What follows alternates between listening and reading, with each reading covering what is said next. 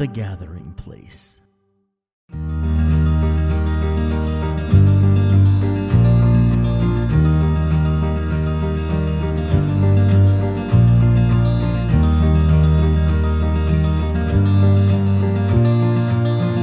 Okay, so last question on the first question of my last two questions, and then I'll ask you my last question. Perfect. If you Okay. can remember all that, you're awesome, dude.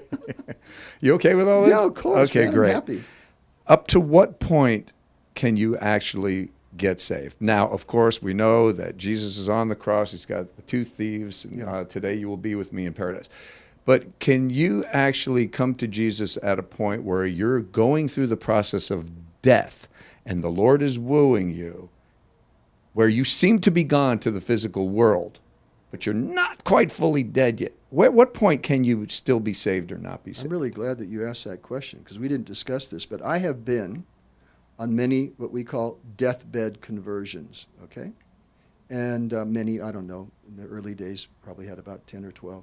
And this is what I would find with people. Is that you personally or other people? No, other people, Oh, bro. good. Yeah, Okay. other I wasn't sure. Yeah, no. But anyway, what happened was with people, this is how I learned it.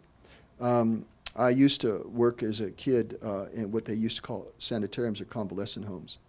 And I would see people with all kinds of conditions and sometimes visit them and talk with them and so forth. But when it gets close to people dying, this is what generally happens if they're a Christian. They'll start saying things like, I'm seeing my grandfather. Oh, really? Okay, what? I've seen Jesus. Okay, good. This is what I tell their friends that are outside the room or whatever. I say, look, John or Sue is seeing her mother. She is beginning to see Jesus. That means that her spirit is going to take off. She's going to die. Because very few, including my own mother, said, I saw Grandpa last night. And I said, what did he say? He said his hands were going like this, like go back. Okay? So my mom would say, I want to live. And yet her spirit, once people start, if they're Christians, especially I'm talking about Christians now, there's other times when they're not Christians, but Christians who know the Lord or they're being drawn by the Lord. This is their last call. This is their opportunity. Their heart starts to turn toward him. It's usually because of the prayers of close family members. Right. I want to make this very clear. I want to tell everybody this. If you have a grandma who loves God and prays, she will probably be the one who will praise your soul, who pray for your soul to be saved, period. Mm-hmm. I mean, you can get on your knees and thank God for a grandma that knows God. But basically what happens is the Lord promises, he puts those people on his number one, are you ready? Hit list. When you have grandma so-and-so praying for you, you get on God's hit list, and that releases angels to you. So they work and work, try to get you to a place where you wake up and become a Christian. And but anyway, on the deathbed, yeah, people get saved. That is to say, it's not only that they get saved, but it's their last shot. God's going to draw them now, and they begin to know it, and they begin to have an experience all of a sudden. And so that's what happens. I mean, it happens on their deathbed, people within a day or two or whatever. So how far can you go before it's game over? You have to make a choice. Well, even in comas, people, you mentioned earlier about people in comas. I've talked to people in comas. There was a guy, a young man, who I never, anyway, so he had a terrible accident. And this is like 1979 or 80. And they called my home and they said, look, Rick, we know you have a church in Glendale. There's this guy. And anyway, I remember his name. And he was in a coma. But the church is in Burbank, just for the record. Now the church is in Burbank. It was in Glendale. Well, yes, and I was living in Glendale at the time. All right. So they called me, but our church is in Glendale, yeah. Burbank. In Burbank, right. And it was, in the beginning, our first church was in Glendale. So they called me and they said, would you visit this young man? I said, yeah. So I went there, I don't know, maybe for 2 or 3 months, once or twice a week, and prayed for him. Never talked to the guy. He was out. And I talked to him about the Lord. I'd pray over him and so forth.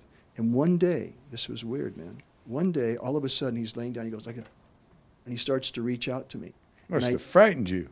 Well, yeah, but I knew what it was. I knew that his spirit was Okay, trying I'd to still say. be a bit frightened. That's exactly what he did. But I was expecting the guy to wake up or something. So it's like, okay, great. So I knew that he was basically, his spirit was saying, I'm glad you're here. So I went back a few days later, and we were talking, and we did not know each other. He knew who I was, and I talked with him and so forth, but we had never officially met. And so that's about comas. I prayed for people. He was in that for a long time. Again, I don't know, 2 or 3 months, I suppose. Then I prayed for people who were in a coma, in some form of a problem that they had, talked to them. And what happens when people are in a coma, it's actually it can work out positively because their natural human mind that's at enmity with God is shut off, and their spirit is able to hear more clearly. And many times it's people's own. So it could be like a salvation waiting room. Totally. That's a good way to put it. Yeah. But the reason is because their soul, that is the part of them that is in the process of being saved, their spirit in their heart, there's something in people that want to know the truth, and that's what God touches in a coma. So I'm just going to give you a scenario and tell me whether you think yes or no. Mm-hmm. Okay, somebody's just living their life, whatever, they don't know. The Bible says that out of the body in the presence of the Lord. Right. When you die, in a twinkling of an eye, you're before the Lord for judgment.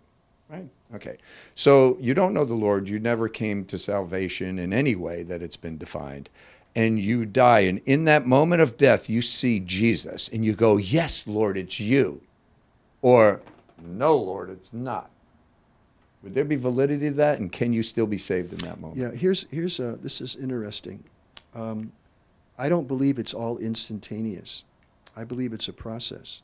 I believe that the Lord, having died on the cross for people, is more interested in having them go to heaven than having, that's it, unplug, it's out. Right. Now, I am not saying there's purgatory. I'm not saying there's anything. I'm just saying there's no instantaneous. Yeah, there's a moment when you die, but people die and come back in. They said, well, they're dead, and nope, we've got them back. And they said, I went to heaven. There's a lot of testimonies My like gosh, the internet's filled with people saying they've. there you go. gone to So heaven. what I'm saying is that I don't believe anything like that is instantaneous. I believe it's a process of salvation. Whether God saves you when you're out of your body for 3-4 minutes, I have no idea.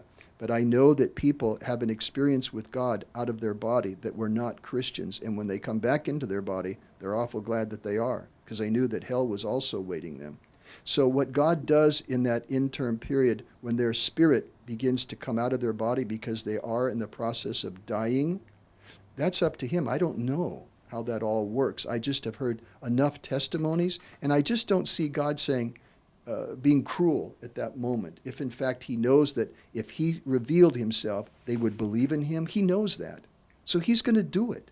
He's going to do whatever it takes to have people get saved. It's like, nope, forget it. No, he knows that some people, were hurt in church all their lives. I mean, I don't want to go into any stories that I know, but terrible things have happened to people in church, or people who were, quote, Christians or said they were Christians, whatever. So some people have not really had somebody directly deal with truth to them. Jesus knows that, and he'll reveal himself to them. That opens up a whole nother series